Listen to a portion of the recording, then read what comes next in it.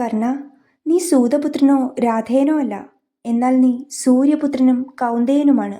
തന്റെ ജന്മരഹസ്യം വെളിപ്പെടുത്തിയ കൃഷ്ണന് മുൻപിൽ കർണൻ സപ്തനാടികളും തളർന്ന നിലയിൽ നിന്നു.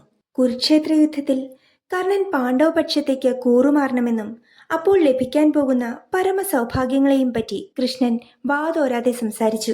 കർണ, ഹസ്തിനപുരത്തെ വരാൻ പോകുന്ന മഹാരാജാവ് നീയായിരിക്കും. നിന്റെ രാജസിംഹാസനം അലങ്കരിക്കാൻ ദ്രൗപദിയുമുണ്ടാകും. യുധിഷ്ഠിരൻ നിനക്ക് വിൺചാമരം വീശും.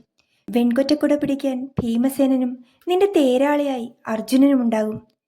എന്നാൽ ഇതിലെല്ലാം ഉപരിയായി കാലം നിനക്കു നിഷേധിച്ച നിന്റെ പെറ്റമ്മ നിനക്കൊപ്പമുണ്ടാകും.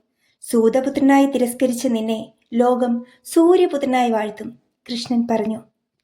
പാണ്ഡവർ സ്വന്തം സഹോദരന്മാരാണെന്ന് കർണൻ വേദനയോടെ തിരിച്ചറിഞ്ഞെങ്കിലും പാണ്ഡവപക്ഷത്തിൽ ചേരാൻ കർണൻ വിസമ്മതിച്ചു.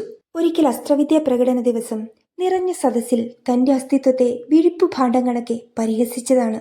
വെറും സൂതപുത്രനായതുകൊണ്ട് മാത്രം അപമാനത്തിന്റെ മുൾമുനയിൽ ഞെരിഞ്ഞമർന്നപ്പോൾ എല്ലാം കേട്ടുകൊണ്ട് ഒന്നും മിണ്ടാതെ തന്റെ പെറ്റമ്മയായ കുന്തിദേവിയും ആ സദസ്സിലുണ്ടായിരുന്നു.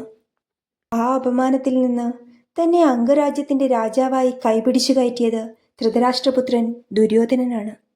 മാനഹാനിയുടെ നീറ്റിൽ തിരിച്ചറിഞ്ഞ ആ ആത്മമിത്രത്തെ താൻ രക്തബന്ധത്തിലുമധികം വിലമതിക്കുന്നു. ഇത് തന്റെ മഹാധർമ്മമാണ് എന്ന് നിറകണ്ണുകളോടെ കർണൻ പറഞ്ഞു നിർത്തി.